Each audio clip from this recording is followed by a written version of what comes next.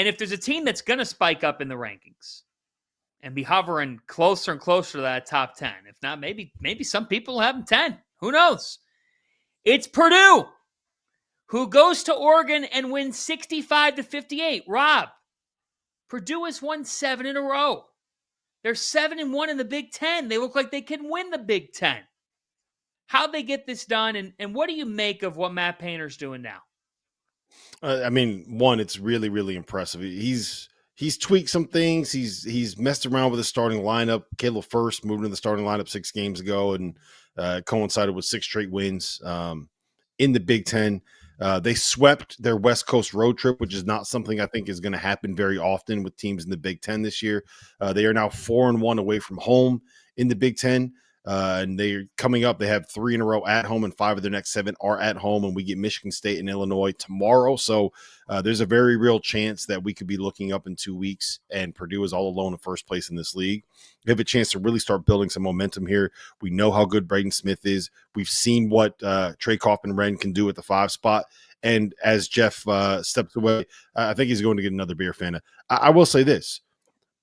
I think that Purdue is a top 10 team in America, right? When it comes to what they've done this season, the what they've put together. I also think they are a team that is flawed, that is exploitable, and that is matchup dependent. And I am so torn on how to be able to value that.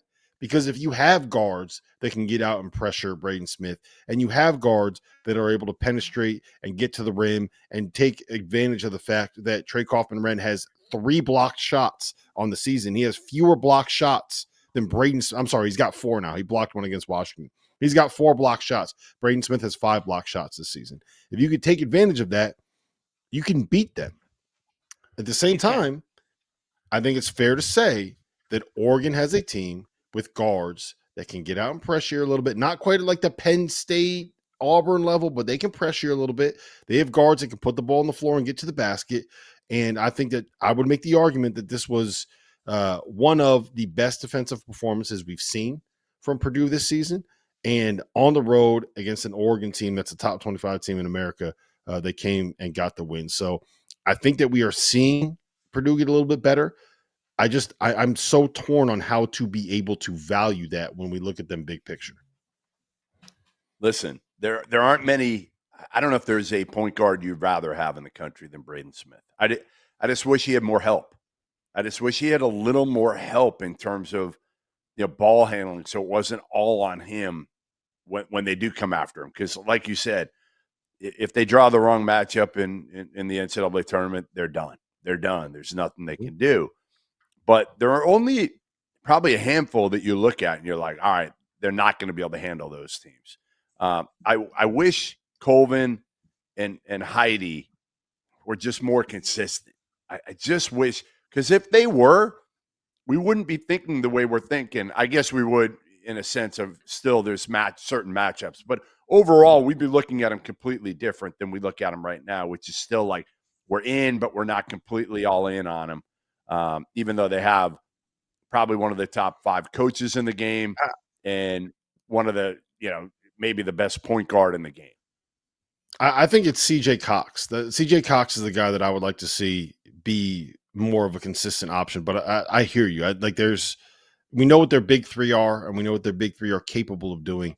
You're pretty much going to get it from Braden. You're more or less going to get it from TKR. Fletcher Loyer is a little bit hot and cold, and you don't want other guys that are going to be a little bit hot and cold when your number 3 guy is hot and cold. So I hear that's the problem. 3, 4, and 5, 6, 7, 8 are all hot and cold. You can basically count on 2 guys every single night, and they're really good and they're really tough to stop. But again, that's the biggest issue, and we're in towards the end of January now, and we're saying the same things about Heidi and Colvin. So, Van, I think this is the way that I would phrase it in terms of how I got to wrap my head around Purdue. I think that they are the favorite and the most likely team to win the Big Ten regular season title.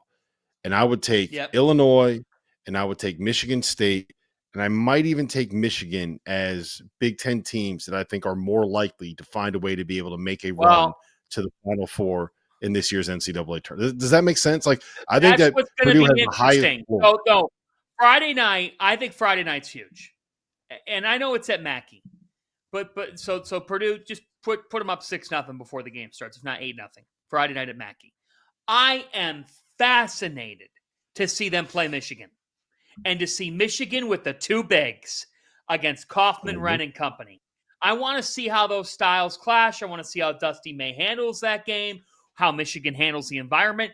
Michigan took the loss to Minnesota. It was at the buzzer. This stuff happens. It does. I still think that Michigan team is very dangerous, and they, to me, caused some matchup problems for Purdue. But I'm going to apologize to Boilermaker fans, because last week I had you outside the top 20, and you have won 7 in a row, and you've earned it. You should be in the top 15. Yeah, I'm apologizing. The reason why I didn't have them higher was because I wasn't sold on them. Sorry, like blowing out Nebraska at Mackey isn't like totally move the needle for me. And winning games in blowout fashion at Mackey, like this today was big because they defended. They grinded Oregon down defensively. Kaufman Wren was physical again. And you're right, Jeff. Like, once again, this is the biggest credit to paint.